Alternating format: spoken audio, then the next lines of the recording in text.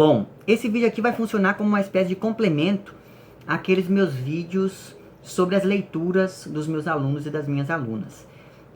E quem me deu a ideia de fazer esse vídeo aqui foi a Isabela, que é inscrita aqui no canal e que, segundo ela própria, está bastante ansiosa, porque ela vai começar a dar aulas agora em 2023 e gostaria muito de trabalhar com textos diferentes em sala de aula. E aí ela me fez a seguinte sugestão: Nicolas, por que você não faz um vídeo daquela série das 3 indicações, mas pensando em textos que você julga interessantes de serem trabalhados em sala de aula? E como essa é uma proposta que me agradou bastante, cá estou eu acatando então a sugestão da Isabela. Então muito obrigado por isso. E vamos lá. Veja, eu já dei aulas desde o 6º ano do ensino fundamental até o 3º ano do ensino médio. E tem uma coisa que eu julgo fundamental, que é a seguinte: a gente não pode partir do princípio de que o nosso aluno é burro, de que o nosso aluno é incapaz, de que tem um texto que é impossível de ser lido por ele. Se você acha que o texto é tão difícil assim, e você quer trabalhar com esse texto mesmo assim, cabe a você estudar o texto antes de passá-lo em sala de aula.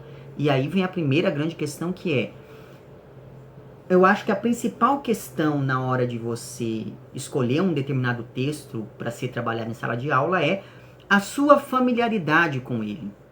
Então, antes de você chegar com o texto para sua turma, é fundamental que você leia e releia esse mesmo texto para você se preparar para possíveis dúvidas, para você preparar uma lista com o vocabulário que talvez dificulte um pouco a leitura dos alunos, mas ainda assim é muito importante que você não subestime a inteligência das pessoas com as quais você está lidando, certo?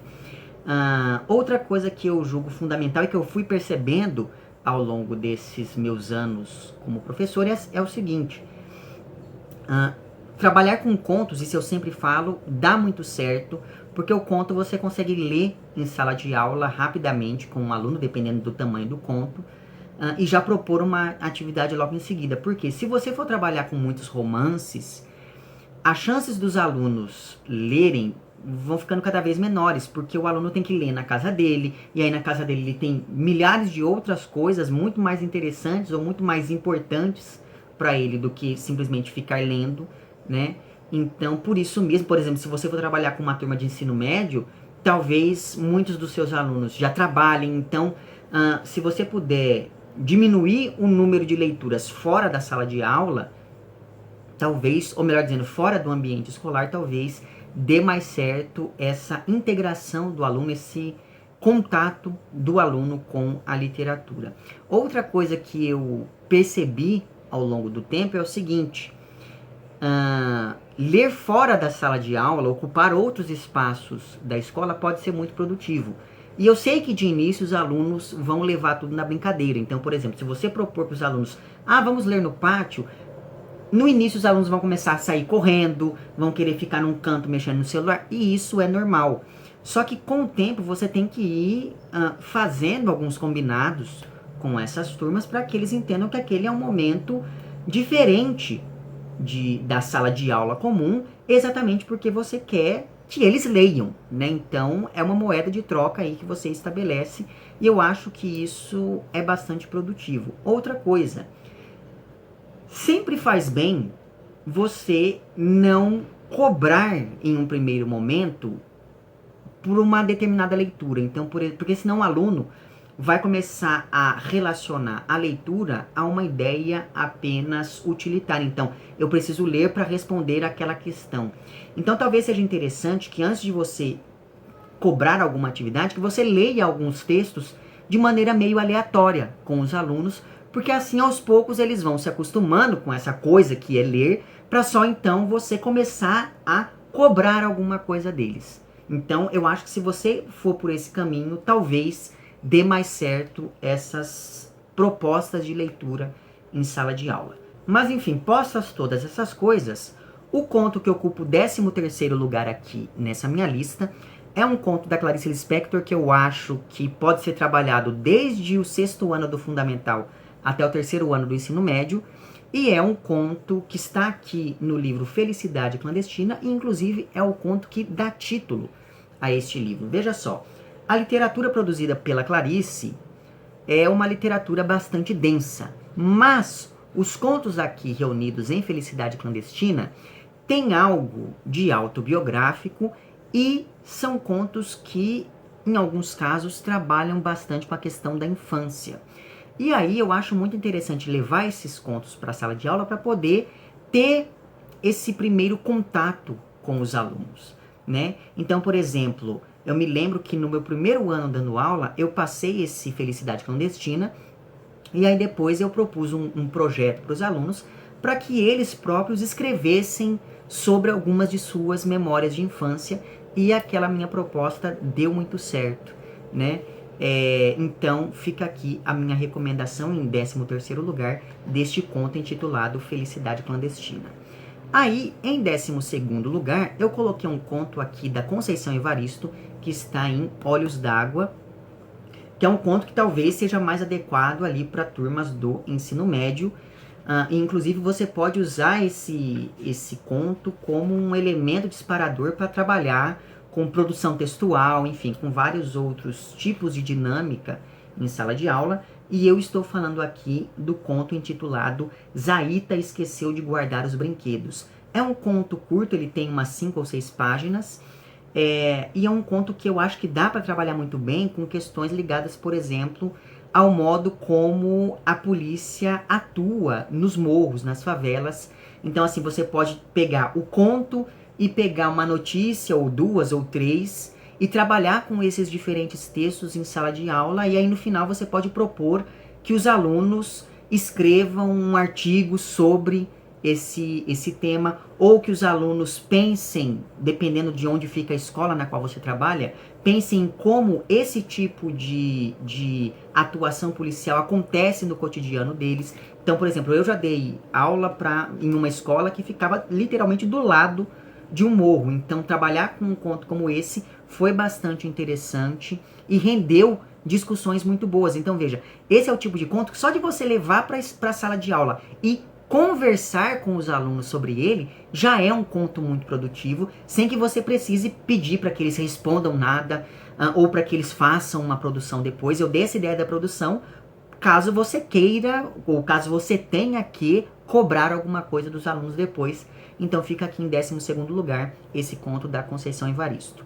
Outro conto que dá muito certo de trabalhar, que é um conto muito curto, é o conto que dá nome a este livro aqui da Verônica Stiger, chamado Os Anões.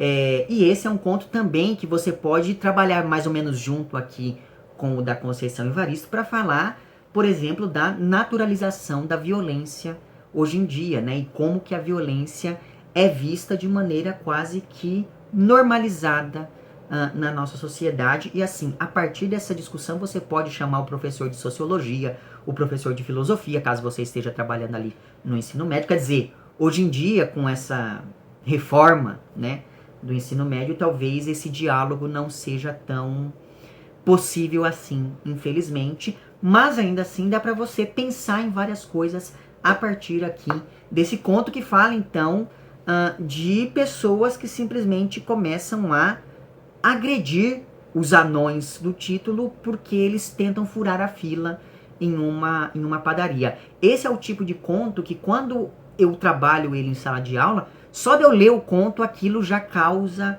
alguma comoção entre os alunos. Então fica aqui essa minha sugestão em 11º lugar. Aí, em 10º lugar nessa lista, eu coloquei um conto que já inaugura um outro tipo de discussão que eu percebi que é bastante produtivo em sala de aula, que é a seguinte: quando eu trabalho com textos que tem alguma coisa a ver com o fantástico, com o mistério, com o estranho, geralmente esse tipo de texto chama muito a atenção dos alunos, porque é um tipo de texto que provoca, né? A gente fica pensando, por que isso está acontecendo? Como assim? E aí, pensando nisso, por conta de algumas palavras que aparecem aqui nesse conto, talvez seja interessante trabalhá-lo apenas no ensino médio. Eu estou falando do conto da Samantha Schweblin, que dá título a este livro chamado Pássaros na Boca. né? Que é a história, então, de um pai que fica sabendo que a filha começou a comer pássaros vivos. E aí, a partir disso, é que a história, é que a narrativa se desenrola. Então, veja, aqui dá para você falar sobre adolescência, dá para você falar sobre a relação entre pais e filhos, dá para você pensar no que talvez possa significar essa ideia da menina comendo pássaros. Dá para você trabalhar com um professor ou com uma professora de educação artística para falar daquele quadro do Magritte. Como que é o nome daquele quadro, meu Deus do céu? Eu acho que é Garota Comendo Pássaros. Eu vou deixar uma imagem desse quadro aqui. Dá para você trabalhar com um professor ou com uma professora de educação artística para tentar fazer aí um diálogo entre essas duas obras, né, entre o texto da Samantha e o quadro do Magritte. Enfim, dá para você pirar a partir desse conto aqui, que é um conto por si só bastante pirado e que, segundo a minha experiência, sempre mobiliza muito os alunos, assim como o conto que ocupa o 9º lugar aqui nessa minha lista e que é talvez o conto mais famoso do Julio Cortázar. Eu estou falando de Casa Tomada, que está aqui em Bestiário, que é então esse conto que fala desses irmãos que têm a casa invadida por alguma entidade que eles não reconhecem porque eles simplesmente se deixam levar. Então, assim, esse conto ele é muito legal para você trabalhar desde ali do 8º ou 9º ano do ensino fundamental até o ensino médio. E aí você pode desde fazer uma simples leitura do conto em sala de aula e aí depois, sei lá, pedir para os alunos não sei, tentarem dar uma explicação para aquilo, ou tentarem reescrever o conto da perspectiva da irmã, porque quem conta o conto todo é o irmão, até você pode promover discussões ligadas, por exemplo, à alienação, pensando em como esses personagens simplesmente não buscam encontrar uma solução para aquele problema que se apresenta para eles. Então, assim, é um conto muito interessante, porque dá para você trabalhar com várias coisas a partir dele também. Aí, em 8º lugar, eu acho, aqui na minha lista, eu coloquei um conto que é um conto bastante longo.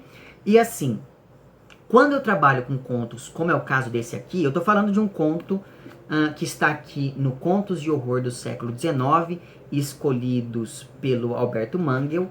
E o conto que eu resolvi colocar aqui nessa lista é justamente o primeiro conto do livro, que é A Mão do Macaco, né? Veja, esse conto aqui, ele é um conto longo, ele começa na página 13 e vai até a página 25, então assim, ele é relativamente longo, mas é um conto dividido, se não me engano, em 3 partes. Então, se você achar que é um texto muito comprido para você ler completamente com os alunos em sala de aula, você pode simplesmente dividir os alunos em 3 grandes grupos, entregar uma parte do conto para cada um desses grupos, fazer esses grupos lerem, e aí depois você fala, olha, um grupo uma pessoa de cada grupo vai ser o representante e vai falar o que é dito nessa parte que leu e dar uma possível interpretação para essa parte. Pronto. Né? E aí, a partir daquilo que os alunos falam, você pode complementar alguma coisa, enfim. Então, para trabalhar em grupo, esse ponto aqui é bastante produtivo. Não sei se você está ouvindo, mas estão botando algum prédio abaixo aqui perto, porque é impressionante. É só eu sentar aqui para gravar que as pessoas resolvem reformar os apartamentos. Mas enfim, em 7º lugar aqui nessa lista, eu coloquei um conto do Juvenal Galeno intitulado O Senhor das Caças, e esse conto está aqui em Tênebra, Narrativas Brasileiras de Horror de 1839 a 1899, livro que é organizado então pelo Júlio França em parceria com o Oscar Nestares. Eu já conhecia esse conto antes. Esse livro aqui foi publicado no ano passado pela editora Fósforo, e assim, é um livro muito legal. Porque, como eu disse antes, trabalhar com contos de horror em sala de aula é muito produtivo, então eu poderia fazer um vídeo indicando 13 contos só desse livro aqui, que tem alguns autores conhecidos, tipo o Machado de Assis, mas também alguns outros que não são tão conhecidos assim. Enfim, como é o caso do Juvenal Galeno, como eu já mencionei aqui. O que acontece? Eu já conhecia esse conto antes, tanto que eu trabalhei com ele em sala de aula em 2016, se não me engano, que foi assim que eu comecei não, foi no meu primeiro ano, então foi em 2015. O que acontece? eu trabalhei esse conto tanto no ensino médio quanto no ensino fundamental. No ensino médio, eu levei esse conto porque eu ia começar a falar sobre o gênero causo. Então, eu levei o conto, nós lemos, e aí a partir dessa leitura eu expliquei a diferença entre o conto e o causo e pedi para que os alunos fizessem uma pesquisa e trouxessem, ou melhor dizendo, e levassem para a aula seguinte causos que eles conheciam da família ou do bairro, enfim. E aí nós compartilhamos esses causos, foi uma atividade muito legal. E por que eu fiz isso? Porque esse conto fala do encontro entre o protagonista e o Curupira. E aí vem o meu trabalho com esse conto no ensino fundamental. Porque não sei se isso é comum em todas as escolas, mas pelo menos nas escolas em que eu já trabalhei, sempre quando chega no começo do mês de agosto, a coordenação pede, olha, façam algum trabalho relacionado ao folclore, nem que seja para os alunos fazerem cartazes, etc e tal. E aí, eu levei esse conto, evidentemente, como é um conto que tem algum vocabulário um pouco mais rebuscado, eu tive que levar também uma espécie de glossário para poder dividir com os alunos, mas no fim das contas deu certo a leitura. Pelo contexto, eles entendiam muitas palavras, e isso é uma coisa muito importante a ser dita. Por mais que o aluno não saiba exatamente o que aquilo quer dizer, às vezes o contexto diz muito e ajuda na leitura, mas enfim. E aí, então, levei esse conto, nós lemos o conto juntos, e depois, a partir desse conto, eu trabalhei com uma peça de teatro que tinha na biblioteca da escola, que é uma peça excelente chamada Curupira, que é uma peça do Roger Mello. Infelizmente, eu acho que essa peça está fora de catálogo, porque eu nunca encontrei essa peça em lugar algum para comprar, e eu gosto muito desse texto. E aí, então, eu acabei fazendo, junto com os alunos, uma apresentação sobre o Curupira, pensando tanto lá na peça quanto aqui nesse conto. Em sexto lugar na lista, eu acabei colocando um conto que é mais longo, do Guy de Maupassant. Eu estou falando de um conto chamado O Orla, ou O Orla, como algumas pessoas chamam. Esse é um conto que nessa edição que eu tenho, ele começa na página 239 e ele vai até a página 264. Então ele é relativamente longo, mas aí foi aquilo que eu disse antes. Basta você dividir o conto em grupos e assim cada grupo fala um pouquinho, fala do que entendeu, fala das dificuldades que teve e você vai auxiliando, porque assim você agiliza a leitura e ainda mobiliza os alunos, porque eles gostam bastante, geralmente, né, de trabalhar em grupos, então sempre dá certo fazer esse tipo de dinâmica. Mas enfim, eu tenho esse conto do Guy de Maupassant chamado O Orla, neste livro aqui, que é Os Melhores Contos Fantásticos, organizado pelo Flávio Moreira da Costa. E assim, esse é outro livro que dá para trabalhar com 50 milhões de contos a partir dele, porque ele tem uma seleção muito interessante. Mas o Orla é um conto que dá para você trabalhar, sobretudo por conta de uma identificação primeira que os alunos têm com um dado interessante aqui, que é o seguinte: o protagonista desse conto passa a ser assombrado por um espírito ou por uma doença da mente que vem do Brasil e chega na França. Então só na hora que o aluno começa a ler o conto e vê lá a palavra Brasil, aquilo já desperta e fala, nossa, é uma coisa que eu conheço. Então essa identificação já causa ali algum contato primeiro com o aluno, que acaba engajando mais a leitura, pelo menos é o que eu percebi quando eu trabalhei esse conto pela primeira vez. Mas enfim, e aí então esse sujeito passa a ser assombrado por essa doença da mente. Então dá para trabalhar bastante sobre essa questão do adoecimento, dá para poder puxar um paralelo para poder falar, por exemplo, sobre pandemias, sobre epidemias, enfim. E aí outro conto que também dá para trabalhar nessa mesma toada é um conto da Ludmila Petruchevskaya, que eu trabalho já há algum tempo em sala de aula e que está aqui no Era Uma Vez Uma Mulher que Tentou Matar o Bebê da Vizinha, Histórias de Contos de Fadas Assustadores, que é outro livro que também dá para trabalhar com vários contos, desde lá do ensino fundamental até o ensino médio. E o conto que eu escolhi aqui para indicar é justamente um conto chamado Higiene, que fala sobre uma cidade que foi afetada por uma doença que passa por meio do contato entre as pessoas, e por isso as pessoas têm que se isolar. E aí você trabalhar com esse conto em um momento posterior ao que aconteceu lá durante a pandemia de Covid, me parece bastante produtivo. Então, os alunos acabam também reconhecendo algumas coisas aqui que aconteceram de fato durante a pandemia, e aí dá para você trabalhar a partir disso, enfim, pedir redação sobre a pandemia, enfim, dá para você explorar várias coisas a partir deste ponto aqui. Em quarto lugar nessa lista, eu coloquei um conto que pode render alguma polêmica por conta do autor dele, que é o João Guimarães Rosa.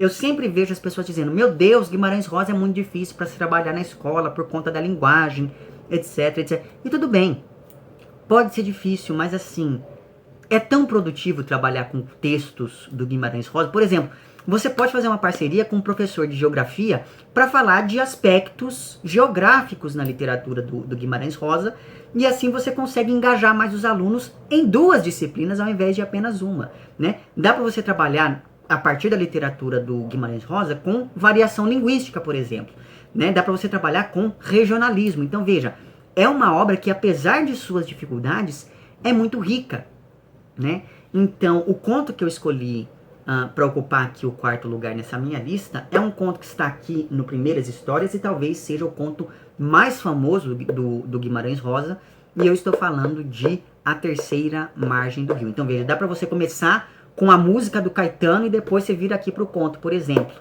E é um conto do qual gosto bastante de trabalhar em sala de aula. Por quê?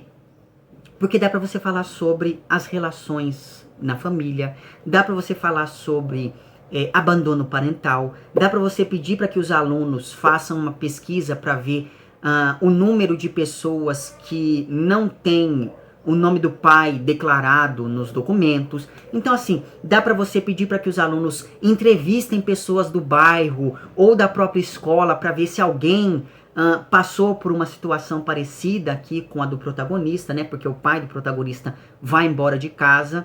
Então assim, dá para você explorar esse conto das mais diversas maneiras, mas as pessoas preferem não fazer isso porque, Guimarães Rosa é muito difícil. Então assim, se ele é muito difícil, leia o conto 50 vezes, se for preciso, antes de propor alguma coisa com os alunos, porque assim você vai ter uma capacidade melhor de lidar com as eventuais dúvidas que possam surgir durante a leitura, mas em todo caso eu acho que vale a pena você trabalhar aqui com esse conto. E aí, os últimos 3 contos aqui dessa minha lista são contos que eu escolhi porque eu acho que dá para, a partir deles, trabalhar com o mesmo tema, que é o feminicídio, a violência contra a mulher. Evidentemente que você vai trabalhar com esse tema em turmas um pouco mais velhas, por exemplo, turmas do ensino médio, né? Mas dá para você trabalhar também com turmas do ensino fundamental, dependendo das adaptações que você fizer. São esses contos, então, O Gato Preto, do Edgar Allan Poe, que está aqui no Histórias Extraordinárias. Então veja, dá para você começar aqui por esse texto, e aí com esse texto dá para você trabalhar sobre questões ligadas à violência contra a mulher, dá para você trabalhar com questões ligadas ao terror, dá para você trabalhar com questões ligadas ao que é o mal, afinal de contas, porque essa é uma discussão presente aqui nesse conto chamado O Gato Preto. Enfim, dá para você trabalhar das mais diversas maneiras. Dá para você pedir para os alunos fazerem uma adaptação do conto usando recursos ligados ao audiovisual. Enfim, dá para você trabalhar esse conto das mais diversas maneiras. E em todas elas eu tenho certeza que vai ser uma experiência muito interessante. Outro conto que também dá para você trabalhar tanto pensando em questões ligadas, por exemplo, ao sobrenatural, quanto pensar nesse terror mais cotidiano ligado lá ao feminicídio, à violência contra a mulher, é um conto do Machado de Assis chamado Sem Olhos.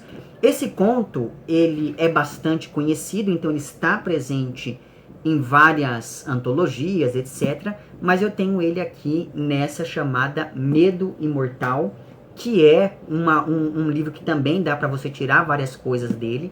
Mas enfim, então aqui dá para você continuar trabalhando essas questões ligadas à violência contra a mulher de um jeito muito interessante também. E aí tudo culmina no conto que ocupa o primeiro lugar nessa minha lista. E assim, é um conto que você consegue continuar com essa mesma discussão. Então veja, dá para você fazer todo um estudo de caso pensando em como essa temática aparece na literatura, E aí tudo culmina aqui com o conto que ocupa o primeiro lugar nessa minha lista. É um conto que eu sempre trabalho em sala de aula, porque independente da série em que você lê esse conto, ele sempre mobiliza bastante os alunos. E eu estou falando aqui, evidentemente, de Venha Ver o Pôr do Sol, que é um conto da Lígia Fagundes Telles, que está lá no Antes do Baile Verde, mas que eu tenho aqui nessa reunião dos contos completos da autora. E assim, esse conto dá para você fazer um fechamento junto com esses dois que eu mencionei antes, né, o Gato Preto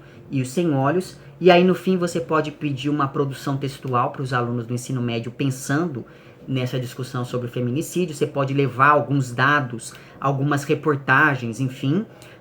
E aí se você for trabalhar com esse conto, sei lá, com o 8º ou 9º ano do ensino fundamental, você pode levar e pedir para que depois os alunos façam uma notícia de jornal a partir desse conto aqui, que sempre dá muito certo também. Enfim, ao longo desse vídeo, eu tentei trazer não apenas 13 contos, mas também trazer algumas sugestões de como trabalhar esses contos em sala de aula a partir da minha prática. É claro que a minha prática nem sempre funciona em todas as turmas. Então, por exemplo, às vezes eu trabalhei o mesmo texto com 3 turmas diferentes e apenas uma turma comprou completamente a minha proposta de intervenção ou a minha proposta de trabalho a partir daquele texto. E tá tudo bem que isso aconteça, porque as turmas elas são muito diferentes entre si, mesmo estando ali na mesma faixa etária, né? Porque afinal de contas são pessoas diferentes. Então é sempre bom ter isso em vista. Você pode ter ali um plano de trabalho, mas você tem que saber principalmente identificar quando é hora de fazer algumas adaptações nesse seu plano de trabalho, porque às vezes essas adaptações acabam conquistando melhor os alunos, certo? Então, caso você seja professor ou professora e trabalhe com alguns outros textos em sala de aula, deixe lá nos comentários quais são esses textos e como você costuma trabalhar com eles, tá? Porque eu acho que esse tipo de troca é muito produtiva para qualquer pessoa que esteja pretendendo trabalhar com literatura em sala de aula, porque continua sendo muito difícil ter aulas desse tipo, independente de todas as mudanças que são feitas aí, principalmente pensando agora na reforma do ensino médio. Parece que as coisas se tornaram ainda piores, mas esse é assunto para um outro vídeo. Eu não quero falar de coisas catastróficas aqui, mesmo porque eu já falei de muitas sanguinolências ao indicar alguns desses contos, certo?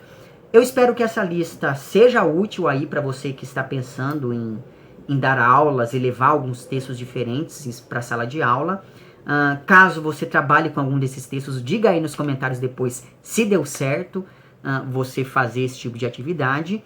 E eu vou deixar na descrição desse vídeo os links para alguns vídeos que eu fiz sobre alguns desses textos que eu mencionei, ou sobre alguns desses livros que eu mencionei aqui. E vou deixar também na descrição desse vídeo o link para o meu perfil no Apoia-se. Assim, caso você queira e possa contribuir financeiramente com esse meu trabalho, basta você entrar em contato com os planos de apoio e também com as recompensas equivalentes a cada um desses planos. Fica aqui o meu agradecimento às pessoas que já contribuem financeiramente com este meu trabalho aqui no YouTube. E para você que quer fazer isso, mas que não pode fazê-lo financeiramente, basta que você mostre para o algoritmo do YouTube que esse meu conteúdo é de alguma maneira relevante. Então curta esse vídeo, compartilhe, comente, etc, etc, etc. Certo? Vemo-nos então nos próximos vídeos e um amplexo.